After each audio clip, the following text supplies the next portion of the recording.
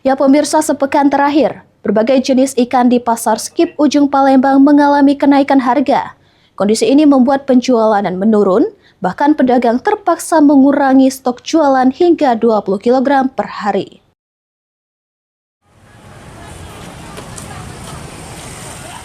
Harga ikan sungai di Pasar Skip Ujung Palembang mengalami kenaikan pada Minggu pagi. Saat ini ikan gabus dijual dengan harga Rp70.000 per kilogram, ikan sepat Rp60.000 per kilogram, sementara ikan lele dijual dengan harga Rp35.000 per kilogram.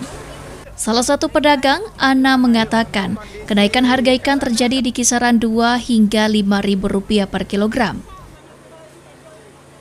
Ada kenaikan dari kemarin? Caknya ada dikit. Berapa ribu lah dari kemarin? 5.000-an. 5.000. Hal senada juga disampaikan Mulyan. Menurutnya, kenaikan harga ikan saat ini membuat penjualan mengalami penurunan hingga 20 kg per hari. Jauh berubah. Biasanya patin dulu kan habis kan 30 kilo, 35 sehari.